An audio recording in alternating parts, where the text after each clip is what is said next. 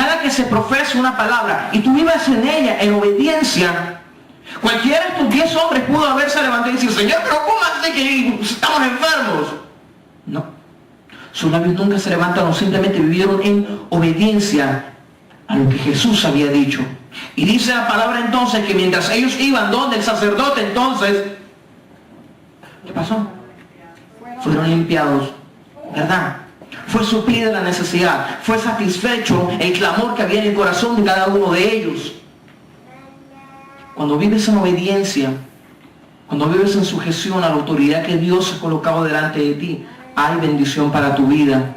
Cualquiera que sea la necesidad que tú tengas, a veces no tienes ni que clamar a Dios, a veces Dios lo que te está pidiendo es, sujétate. Haga conmigo así, esto lo aprendemos los líderes en el pasado, haga esto. Y a veces esto cuesta. Pero detrás de esto, mi hermano, hay una bendición sobreabundante para su vida y cualquiera que sea, porque para hacerlo, sigue haciéndolo. Déjense bendecir. Cualquiera que sea la necesidad que haya sobre su vida, aquí debajo está suplida, aquí debajo está resuelta, aquí debajo de la sujeción y respuesta de parte de Dios. Amén. No era necesario que Jesús declarara una palabra de sanidad. Era necesario que los hombres vivieran en obediencia para que entonces llegase la respuesta a la necesidad que ellos tenían. Amén. Y a veces nos cuesta ello. Y a veces nos duele la sujeción. ¿Quién te dijo que el hombre de Dios era perfecto? ¿Quién te dijo que la mujer que Dios colocó como autoridad tuya en esta iglesia era perfecta? Hablaba ahorita con la pastora y me dice que toda la familia se enfermó. Son tan frágiles como lo eres tú y como lo soy yo. Sufren enfermedades como las que sufres tú y como las que sufro yo. Amén.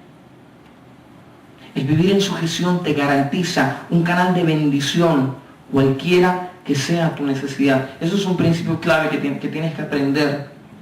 Y fíjate qué conciencia que tienes que hablar con lo que hablábamos ahorita respecto de los diezmos. Verso 15, José, ¿se me colaboras? De la misma cita bíblica, el versículo 15.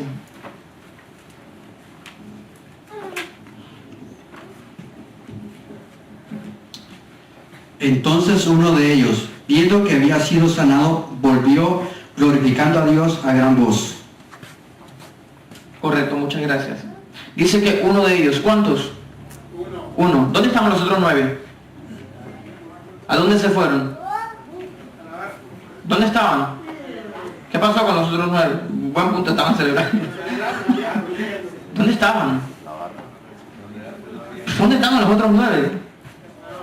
Eso lo escribió el mismo que escribió el misterio de quién fue el primero, la gallina o el huevo. ¿Dónde? Sí, se fueron. ¿A dónde se fueron?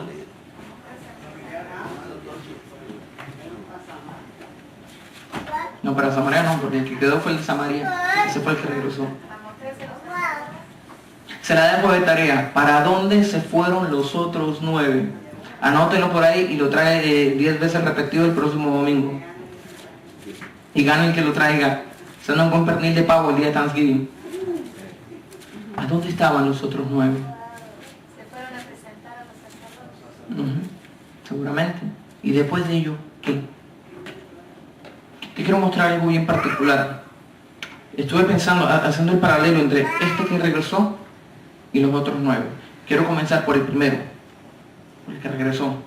Dice la palabra de Dios en el versículo 15 que uno de ellos, viendo que había sido sano, es decir, había encontrado la respuesta a su necesidad, volvió glorificando a Dios a gran voz. Prepárense algo bien gozoso, algo bien alegre. ¿Qué? No sé. Invéntense algo. Vamos, eso, lo que quieran.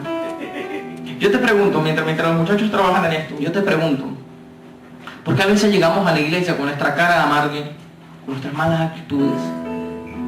Cuando Dios ha respondido más de una de nuestras necesidades, más de una de nuestras inquietudes. ¿Cuántos de nosotros muchas veces nos hemos parado aquí encima y hemos dado testimonio de las maravillas y de las cosas grandes que Dios ha hecho sobre nosotros? Pero viniste el domingo, testificaste, y el domingo siguiente viniste...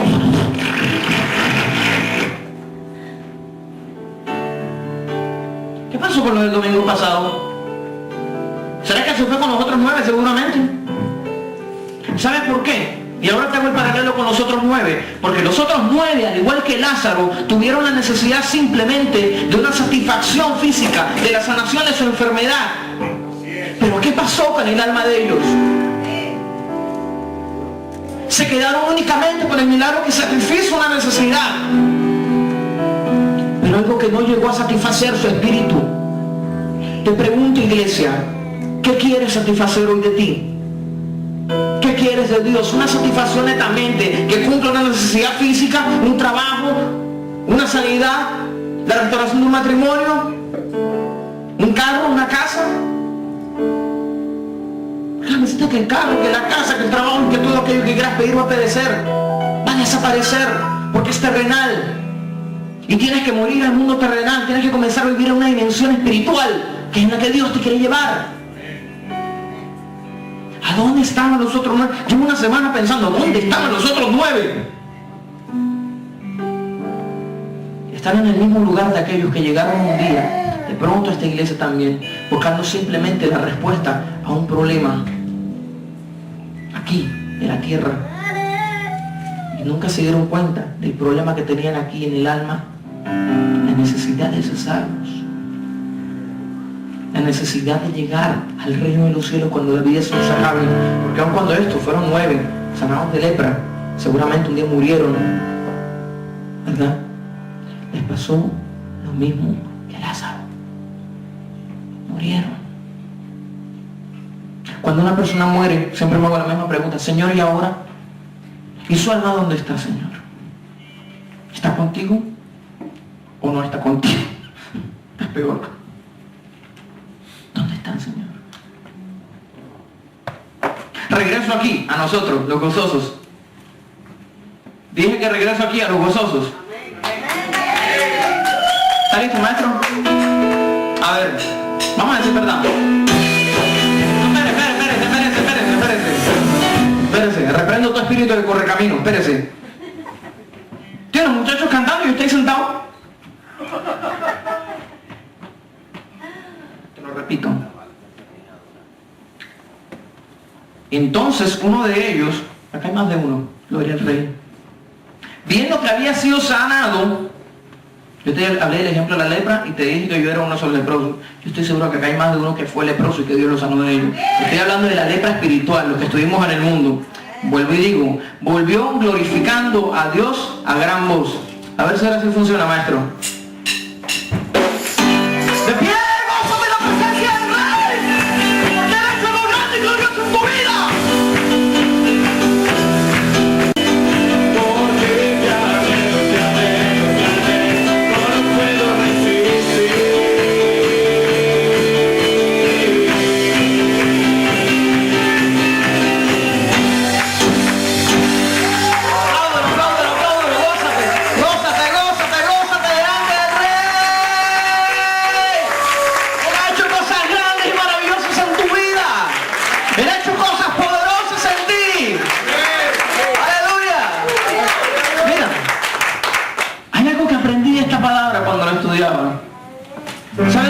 ¿Sabes qué me di cuenta?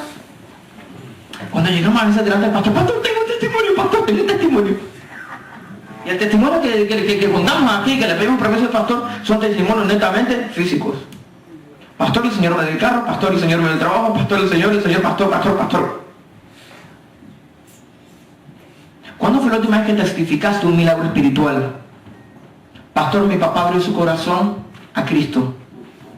Y eso tiene más poder que el carro. Pastor, mi hijo rebelde abrió su corazón al Señor y tiene su disposición de cambiar. Pastor, mi hijo que toda la vida estuvo en drogas, hoy quiere rendirle su corazón y servirle a Dios. ¿Por qué eso no lo testificamos? Pues yo sé que pasa. Yo sé que eso pasa. Pero eso no tiene trascendencia. Porque cuando uno da un testimonio que habla de ofrenda, entonces la gente tiene que dar la ofrenda para que venga el carro.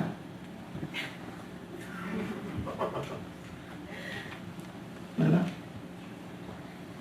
Eso no va a tocar el corazón de la gente. ¿Quién te dijo que eso tiene que tocar el corazón de la gente? Eso tiene que tocar el corazón de Dios. Y como Dios es eterno, tienes que hablarle en lenguaje eterno. Amén.